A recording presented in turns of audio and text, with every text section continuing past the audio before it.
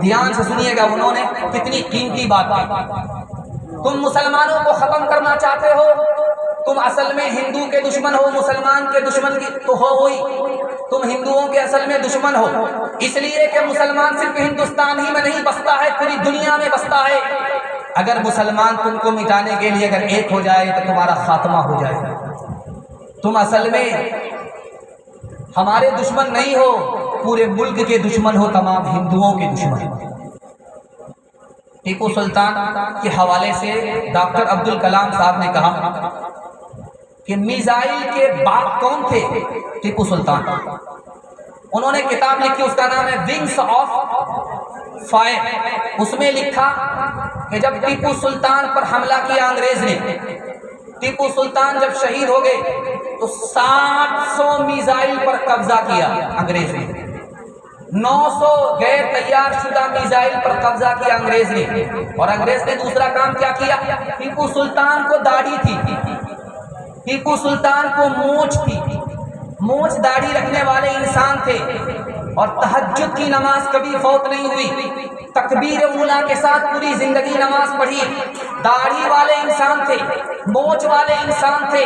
जब ये शहीद हो गए तो टीपू सुल्तान की दाढ़ी के बाल को तराश करके, मूंछ को तराश करके अंग्रेजों ने हिंदुस्तानियों को ललकारा, तुम्हारी शान टीपू सुल्तान, उसकी मूंछ और दाढ़ी बरतानिया के कब्जे में है, तुम्हारे कब्जे में है।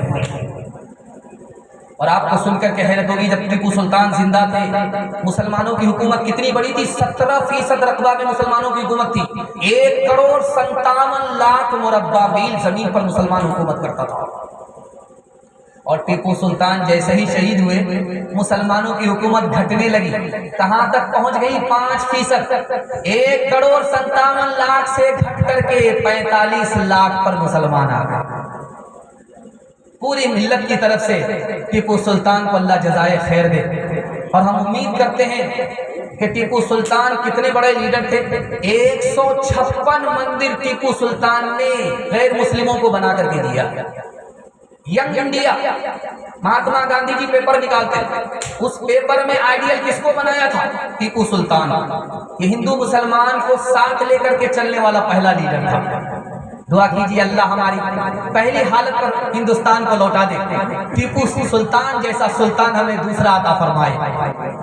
कहीं सोते में न करवट ये मुजाहिद बदले, कहीं सोते में, कहीं सोते में न करवट ये मुजाहिद बदले, अब इस खौफ से है लर्ज़ा बरंदा में सो, उसके उठते ही मुसलमानों का घर बैठ गया, उसके उठते ही, उसके उठते ही मुसलमानों का घर बैठ गया, उसके उठते ही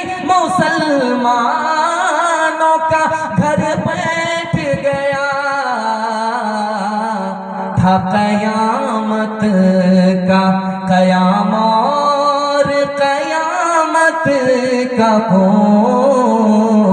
था कयामत का, तेरा इतिहास है खून में लतड़ा हुआ, तो अभी तक है दुनिया में पिछड़ा हुआ।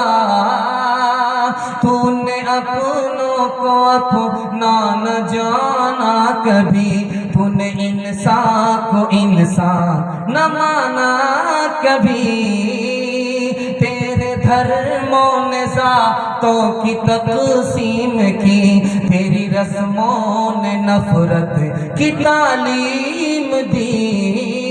वहशतों का चलन तुझ में जारी रहा, कत्ल का जुनून तुझ पे तारी रहा।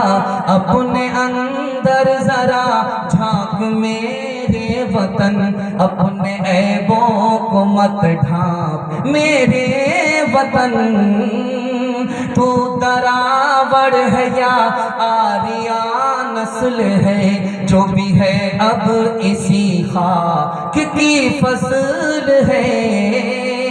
रंग और नस्ल के दायरे से निकल गिर चुका है बहुत देर, अब तू संभल। तेरे दिल से जो नफरत न मिट पाएगी, तेरे घर में गुलामी पलट आएगी। तेरी बर्बादियों का तुझे वास्ता, ढूंढ अपने लिए अब नया रास्ता। अपने अंदर जरा झांक मेरे वतन, अपने ऐबों को मत ढांप मेरे वतन। बस आखिरी पैगाम।